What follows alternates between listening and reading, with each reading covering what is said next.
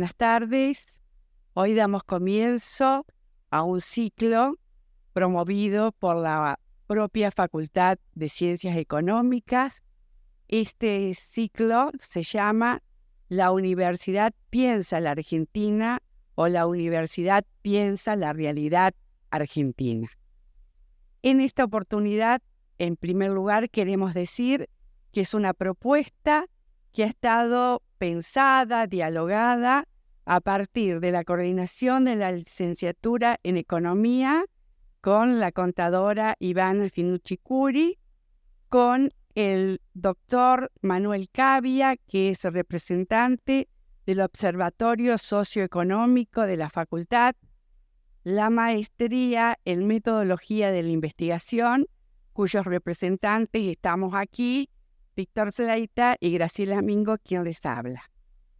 Esta propuesta surge a partir de pensar que la universidad debía ser un espacio que trascienda la dinámica interna y a partir de las tecnologías entendemos que esto es factible porque el diálogo que se tendrá hoy sobre la participación ciudadana en el proceso en el cual estamos insertos todos los argentinos es posible gracias al canal que tiene la facultad y a su vez también que esta propuesta fue aceptada por el decano de la facultad, el contador José Pérez.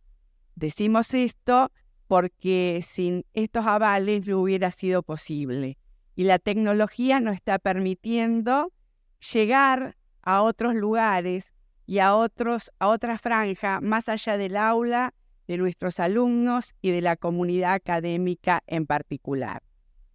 En ese sentido, hemos invitado a esta entrevista a dos académicos de la universidad pública y entendiendo que ellos son parte o han sido parte de este transcurrir en la universidad. Además, la universidad no está ajena a lo que acontece en la vida social, en la vida política, y para lo cual el diálogo es una forma de pensar la realidad y de allí pueden salir propuestas que nosotros entendemos que pueden ser un aporte a pensar en qué situación estamos.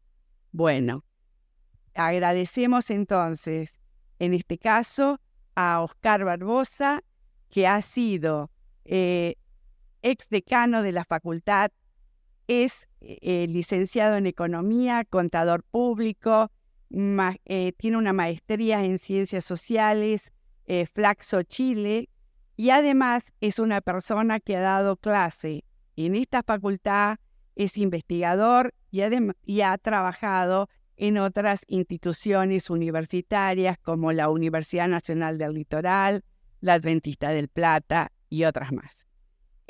También nos acompaña en esta oportunidad Pamela Sosa, que es socióloga, tiene un doctorado en Ciencias Sociales, esto lo ha hecho en la UBA, y luego ha venido a ejercer su profesión a la Universidad Nacional del Litoral y también es parte de uno de los institutos que tiene esa universidad con el CONICET, en el cual nos puede ilustrar, cada uno si quiere conocer, una cantidad de publicaciones y libros que tienen que estar y están relacionados con esta realidad política e institucional por la que atraviesan los partidos políticos.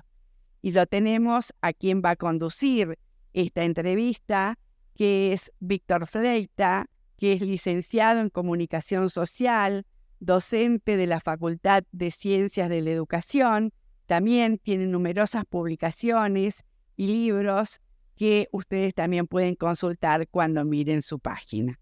Así que los dejo a ello y agradezco este espacio que comenzamos hoy. Gracias. Pamela, Oscar, bienvenidos. Un verdadero gusto. Creo que si nos hubiéramos puesto de acuerdo para elegir un momento de mayor convulsión para pensar los 40 años de democracia, no hubiéramos encontrado una ocasión mejor. Piensan que en las elecciones, lo que ha pasado antes con el debate, lo que se ha producido después de conocidos los datos el domingo, son situaciones que nos ayudan, pueden servir de excusa para pensar lo que ha pasado, las cuentas pendientes de la democracia?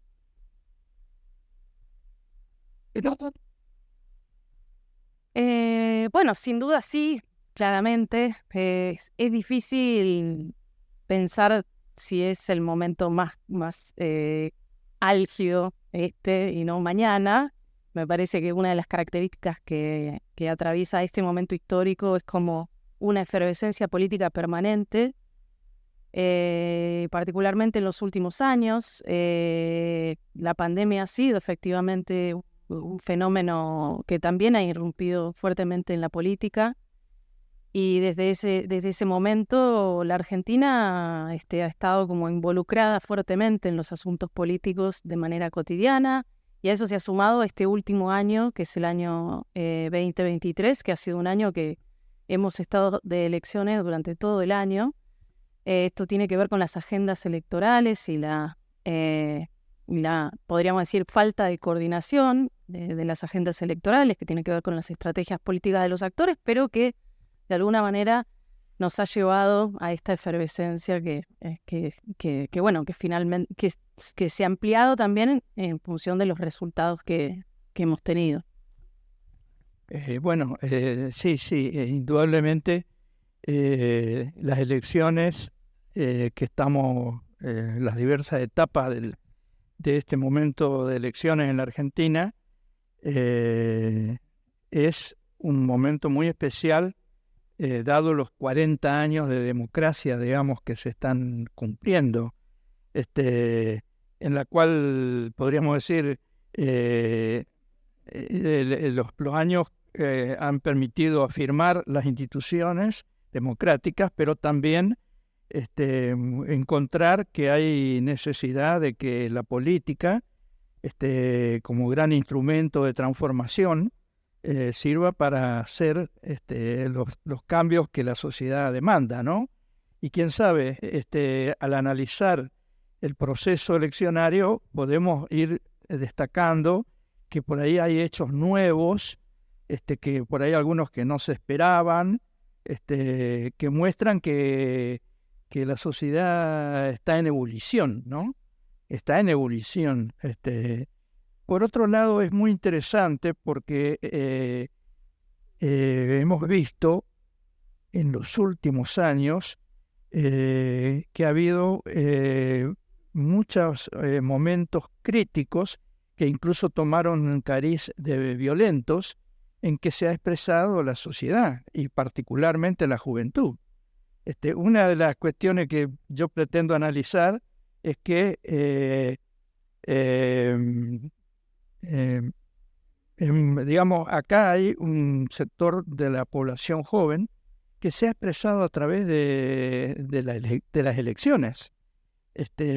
Cuando, por ejemplo, hace pocos años en Chile vimos que ha habido un torbellino violento muy fuerte, en que se vivieron momentos de caos, y me acuerdo que en un momento dado, ya finalizado y canalizado el tema de la reforma constitucional en Chile, el presidente dijo que eso había costado $1.500 millones, ¿no? De todos los daños que se habían producido en los servicios públicos, en las calles, bueno, acá por vía pacífica, incluso muy oportuno, hay un profesor muy conocido, digamos, creo que ya fallecido, de la London School, digamos, Dahrendorf, que tiene, cuando viene el momento, digamos, de la caída de la Unión Soviética y la aparición de, como dicen, algún ciclo nuevo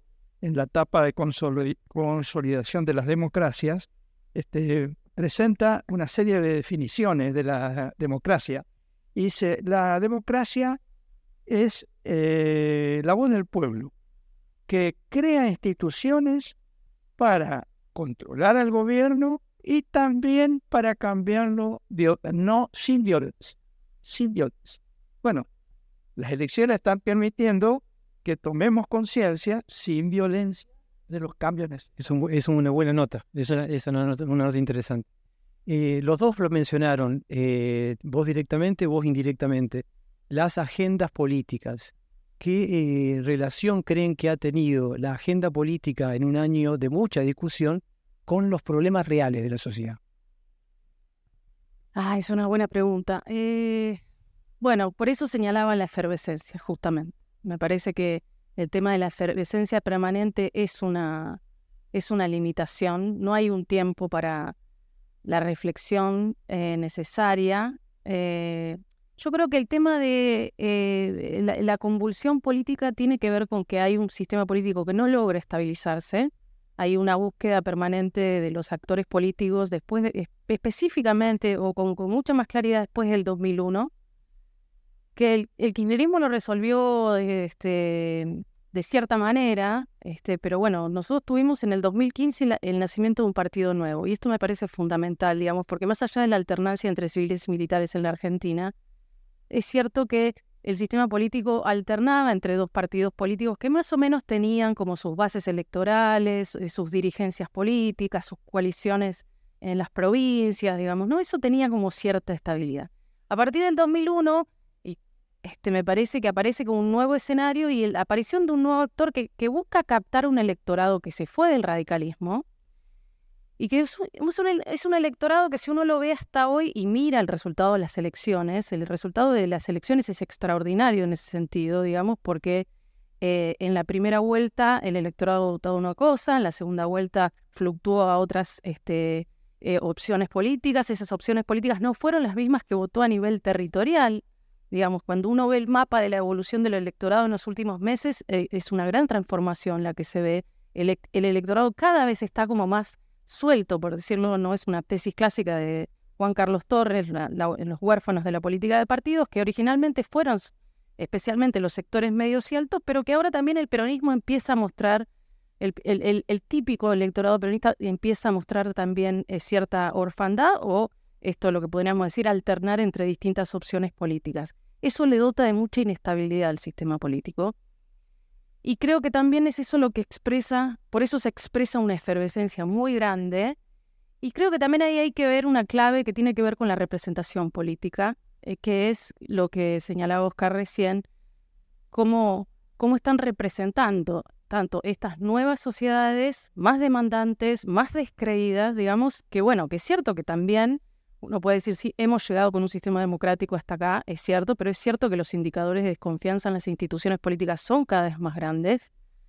Y bueno, y ha aparecido esta tercera opción, que es como una evidencia como muy grande, de una política muy alejada de lo que nosotros conocíamos como la política tradicional, digamos, ¿no? Como a mí me da la impresión que la imagen que tengo, ¿no?, de los últimos años en la grieta argentina, ¿no?, que fue la que organizó la política estos últimos años, la impresión que tengo es como una clase política mirando y jugando a la grieta, ¿no?, sin mirar ahí donde estaba surgiendo esto nuevo que irrumpe en la escena pública de manera sorpresiva y que, bueno, que claramente tiene unas características que, como las que señalaba Oscar recién, digamos, hay una cuestión generacional muy fuerte, pero también hay otras componentes de ese voto que me parece que también hay que observar, digamos.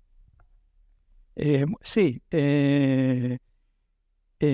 yo creo que, digamos, en estas distintas etapas, paso, elecciones generales, y esta última que se avecina, ¿no es cierto?, de la segunda vuelta, hasta ahora hemos visto dos sorpresas, dos hechos sorprendentes. Uno, el que señalaba recién Pamela, ¿no? Pamela, que un sistema de partido que eran prácticamente dos, ahora son tres.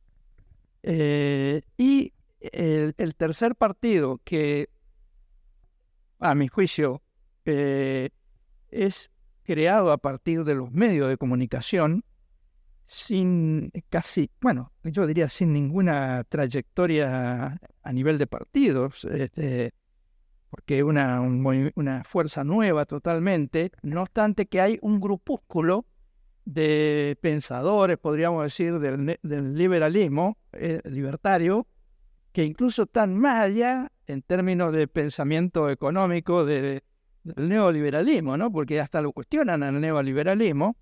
Ese sector aparecía como un dato más, pero no significativo, y sin embargo gana las PASO. O sea, se coloca en primer lugar, dejando atrás a un segundo partido que parecía que ganaba, podríamos decir así, como dicen, caminando prácticamente. Además, esas PASO trajeron una caída espectacular en su volumen de votos del tradicional Partido Justicialista, ¿no? Lo cual para algunos decían, bueno, está cumpliendo un ciclo natural, está agotado por todos los datos de la realidad económica, política, social, qué sé yo. Bueno, lo llamativo o particular de la etapa de las PASO es que el grueso de los votantes de ese partido libertario que se instala en la Argentina está fuertemente con presencia de los jóvenes y de sectores de trabajadores informales, la mayoría, que algunas investigaciones hechas por algunos investigadores de la UBA que venían trabajando en esto mostraban que el Estado no llegaba hacia ellos. A nivel de los jóvenes, a mí siempre me llamó poderosamente la atención que las tasas de desocupación de los jóvenes en muchos casos son un 40 o 50% más altos que la media histórica, digamos, de desocupación en Argentina, ¿no?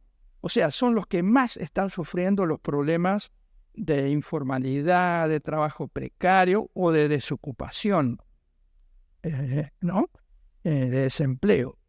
Que cuando uno va hacia las provincias es más grave todavía que a veces lo que se ve en las ciudades como Paraná o como Santa Fe, por lo menos por lo que yo escucho, lo que veo y algunos datos que uno tiene.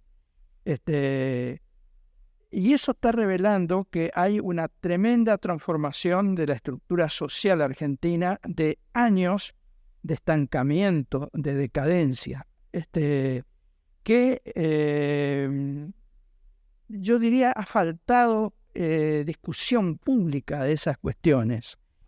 Estuve viendo, por ejemplo, un análisis de la evolución del Producto Per cápita en América Latina o en el mundo.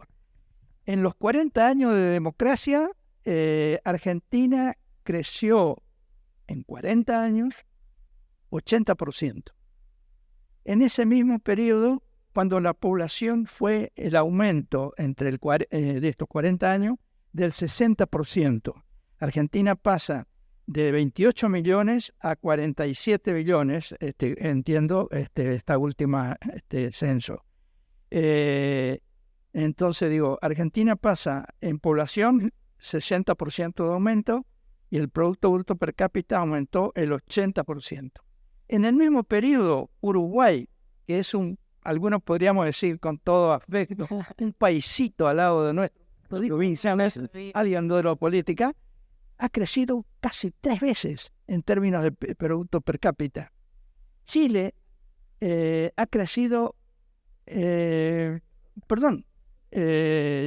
Uruguay ha crecido cercano a 4 veces el Producto Per cápita.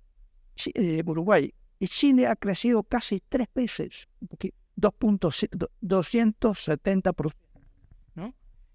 Comparado con 1980. En el mismo periodo, Corea del Sur, por ejemplo, que a mí me interesó siempre mucho porque colaboré con proyectos de investigación tecnológica que nosotros encontramos que Corea venía a comprar tecnología a la Argentina en la década del 70, ha crecido su Producto Per cápita 7 veces. Corea del Sur, ¿no? y tiene hoy un ingreso de 70.000 millones de dólares. Creo que anda más o menos en el nivel de los Estados Unidos, o bueno, un poco menos posiblemente.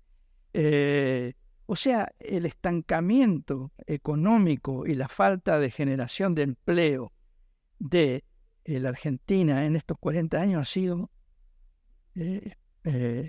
algo, un horror. Consulto justamente para los dos.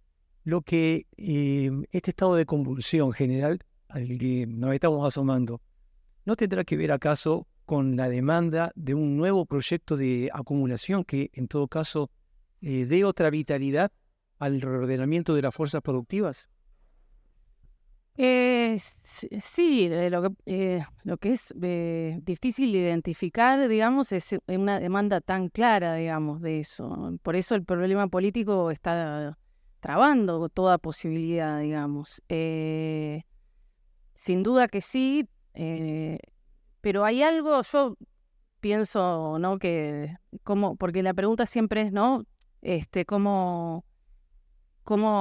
¿Cuáles son las fuerzas políticas que van a llevar adelante los acuerdos políticos necesarios para semejante transformación? ¿Y en qué términos se lidera también, Pamela, ¿no? Que da la impresión que hay un cambio, también una demanda, un cambio de liderazgos. Sí, yo por eso insistía con el tema de la efervescencia, porque la efervescencia política tiene que ver con el corto plazo, digamos, ¿no? Y la Argentina tiene problemas estructurales en todos los niveles, en el económico, y el económico es fundamental porque, digamos, ¿qué es lo que ha vivido la Argentina estas últimas 3 décadas, digamos, ¿no? Como una estructura económica que no logra generar las condiciones de igualdad necesarias y los sistemas entran en crisis. El sistema educativo colapsa, el sistema de salud colapsa, digamos, tiene consecuencias en todos los niveles. Y nosotros por el otro lado, entonces de esa forma es muy difícil pensar que esos problemas estructurales que generan mucha insatisfacción social de manera permanente, digamos, y esto tiene que ver con otros fenómenos que también están en otros países, no es solamente la Argentina, pero es cierto que para poder abordar problemas estructurales, necesariamente la política tiene que caminar en un mismo sentido, digamos, ¿no? Por eso señalaba la cadena de conflictos que hemos tenido durante estas últimas décadas y que para mí, que generalmente se le denomina grieta, se le denomina polarización, que es algo que yo creo que nosotros vemos por arriba, pero que si uno va para abajo también lo encuentra, digamos, porque tiene manifestaciones en las instituciones también, y a nivel interpersonal también, es decir, están pasando cosas en la sociedad que tienen que ver con el desarrollo económico, por supuesto, con la falta de desarrollo económico, pero también con el funcionamiento de las instituciones, que hace que no termine como de generarse las condiciones para lo que podríamos llamar un pluralismo representado, en donde el conflicto tenga lugar, tenga espacio, pero a la vez no sea algo que rompa, desborde todo el tiempo, porque una de las características que ha tenido la grieta, si uno la mira en el largo plazo, es la parálisis política. Digamos, y eso se vio mucho en los últimos 2 años, cuando se agudiza la grieta, pero esto también tiene que ver con la misma interna política del peronismo en el gobierno. Es una parálisis en la productividad del Congreso, por ejemplo, ¿no?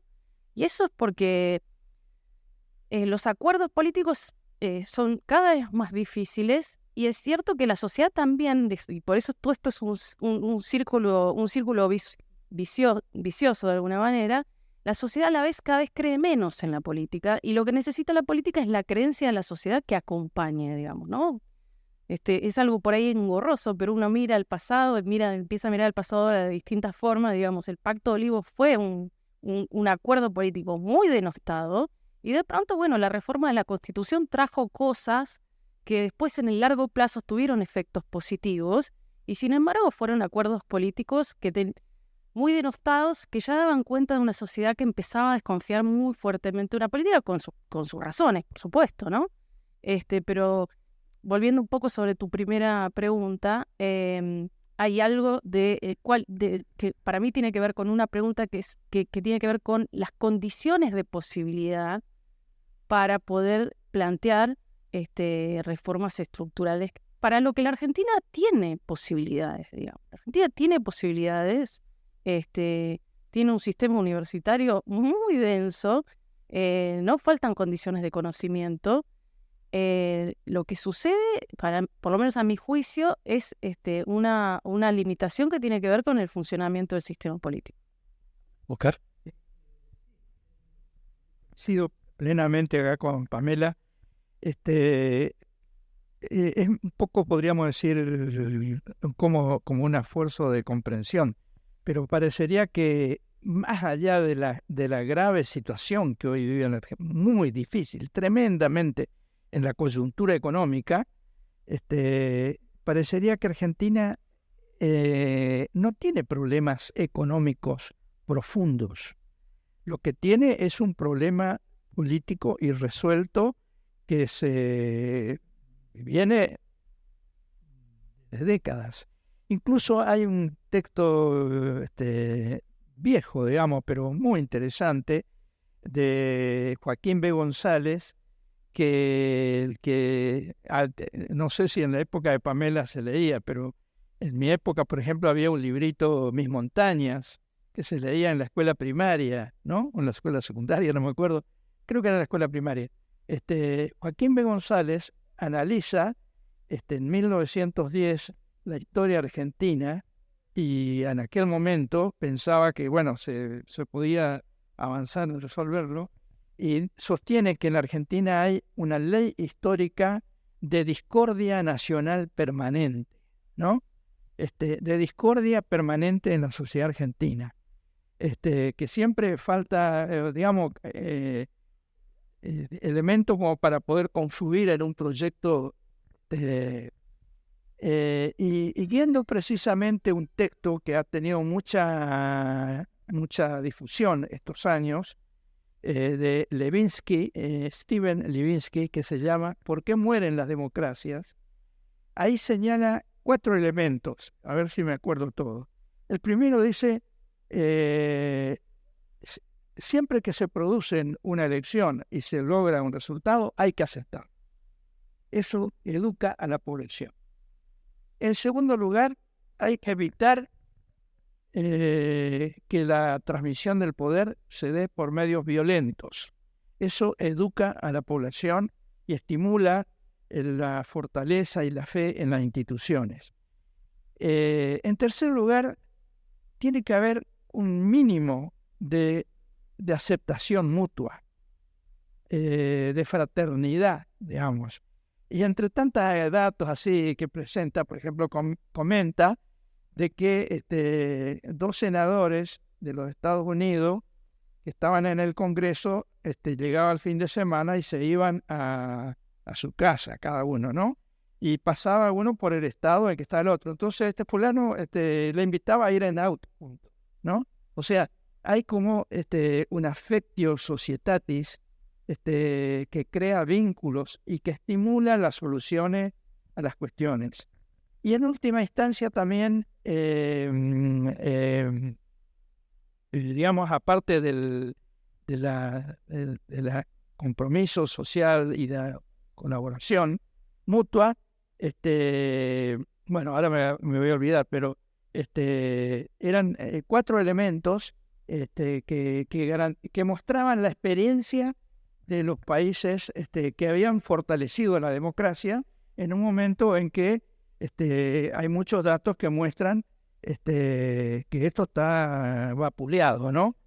Ya llegando al final, el futuro, esperanza, inquieta, preocupa, las 3 cosas a la vez. No sé si todo.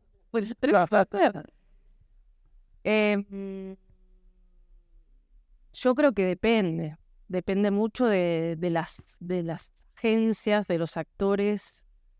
Yo pensaba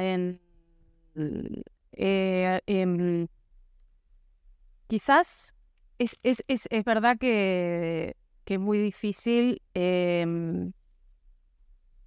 Nosotros estamos muy acostumbrados a los cambios desde arriba, me parece. Digamos, me parece que es algo que estamos esperando todo el tiempo. Nosotros, y a la vez, creo que Argentina tiene una tradición. Yo creo que hay que confiar un poco más en las tradiciones argentinas, en las tradiciones políticas argentinas. Es un país muy igualitarista que a veces le trae muchos problemas. El igualitarismo argentino a veces trae muchos problemas, pero es una característica nuestra. Pero es una sociedad muy movilizada la Argentina, es una sociedad muy movilizada, los movimientos, los activismos en la Argentina son muy fuertes, el movimiento feminista en la Argentina es muy fuerte, los movimientos sociales en la Argentina son muy fuertes y yo creo que nosotros tenemos que pensar que eso es saludable, El problema para mí está en cómo nosotros administramos esas fuerzas sociales, cómo hacemos convivir esas fuerzas sociales, por eso es necesaria, a mi juicio, como un trabajo muy fuerte de administración de las tensiones sociales sin limitar la posibilidad de expresión, digamos. Se ha cancelado mucho en los últimos años, se ha cancelado mucho, se ha estigmatizado mucho las manifestaciones de todos los colores políticos. Y a mí me parece que ahí la dirigencia política tiene que madurar en un sentido, digamos, que es... quizás las nuevas generaciones tengan más posibilidades, porque quizás es otro camino que no es el camino de los carismas, no es otro, sino búsquedas de reconocimiento social que no provengan del carisma, pero estamos diciendo eso en un país de líderes carismáticos, lo cual es una cosa muy difícil, digamos, ¿no? Pero bueno, es cierto que están pasando cosas muy novedosas, las provincias están mirando cada vez más, yo veo el clivaje interior capital o interior Buenos Aires un poco diluyéndose, digamos, me parece que las provincias están mirando, muchas provincias se están exportando por sí mismas, están pensando cómo abrirse al mundo de manera individual, se están empezando a mirar entre ellas. Me parece que hay que prestar mucha atención a las instituciones que federalizan. La Argentina es un país muy grande, tiene que resolver su magnitud. Y las provincias se han empezado a mirar entre ellas. Quizás uno lo ve de manera negativa, uno no sabe qué destino va a tener eso, digamos, pero es cierto que muchos gobernadores empiezan a pensar sus regiones, muchos han enunciado incluso públicamente que querían emanciparse del centro, y eso es un cambio muy importante porque la Argentina siempre estuvo organizada de alguna manera, de manera centralizada, y perder el centro de alguna manera es un movimiento grande, pero también quizás sea una posibilidad. Las instituciones que federalizan, hay que mirar los consejos federales, me parece que son instituciones que han tenido quizás no tanto movimiento, pero que de pronto son salidas institucionales que pueden llegar a revitalizar regiones para empezar por algún lado, me parece, ¿no? Porque lo que se ve, sí, con mucha claridad, es la crisis de lo nacional. A mí me parece que la crisis de lo nacional, Milei es un fenómeno nacional, fíjense que el voto Milei no ha arraigado todavía en las provincias, no sabemos cómo se va a expresar, pero lo que hoy expresa la gran transformación, que es el voto de Milei, está anclado en el plano nacional. La moneda es un fenómeno nacional. Tenemos problemas con los fenómenos que tienen que ver con todos los que... Pero cuando uno mira las regiones, de pronto... están pasando cosas que vamos a ver qué es lo que sucede, por ejemplo, las nuevas experiencias políticas que tienen que ver con recambios políticos en las provincias, cómo se resuelve políticamente eso, digamos, cómo resuelven, cuál es la política que se viene. Así que yo creo que hay algo ahí de las tradiciones políticas, tanto del peronismo como del radicalismo, que son grandes...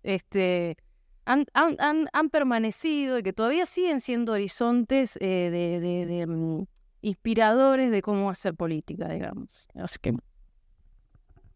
Sí, yo creo que esta pregunta tuya, ¿qué se puede esperar para el futuro? ¿Hay esperanza? Es la gran responsabilidad y el desafío que tienen estos actores que van a ir a la segunda vuelta, ¿no? Y del sistema de partidos. No he visto todavía una evaluación profunda de parte de cada uno de los partidos por qué se llega a esta situación. Porque Milei expresa a demandas de los jóvenes, de sectores muy postergados, muy afectados, también expresa posiciones que en cierta medida son preocupantes, ¿no? En el sentido de que expresan un ultraindividualismo y posiciones que no contribuyen a una democracia pluralista, de colaboración entre los partidos, entre los dirigentes. No estoy de acuerdo con su lenguaje tan agresivo, ni tampoco, pero como economista o como profesional, con las propuestas económicas que tiene.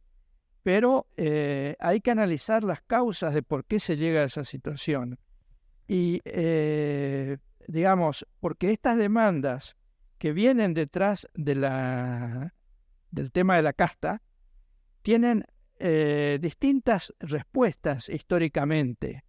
Y en el fondo están planteando de que la clase política tiene otra agenda que la agenda de la sociedad, ¿no? En ese marco, yo creo que, digamos, hay por lo menos algunas tareas que se nos ponen frente a frente, que es la importancia de vivir dentro de la ley, de vivir dentro de la ley y de afirmar la aplicación de la ley, el ejercicio del Estado de Derecho y de la Constitución Nacional. Eso me parece que tiene que ser un punto de partida. El tema de la inflación es mucho más, porque hay muchos estudios sobre los aspectos económicos de la inflación, pero mucho menos de los efectos sociológicos y culturales de la inflación, ¿no? Mucho menos. Tienen una cantidad de efectos nocivos, más allá de lo económico. Fundamentalmente es que ha instalado a la sociedad en la coyuntura, en el momento, en las situaciones de momento, y se ha consumido el futuro. La inflación ha sido una herramienta importante no permite pensar el futuro. Es un recurso fundamental. Y finalmente yo quiero señalar que hay 13 instituciones que porque quién sabe lo que vos planteabas y que trataba también la profesora de plantear respuestas, esto va a ser un proceso en que va a haber necesidad de cambios de actitudes de la clase dirigente, pero también de los sectores populares, de la ciudadanía en general.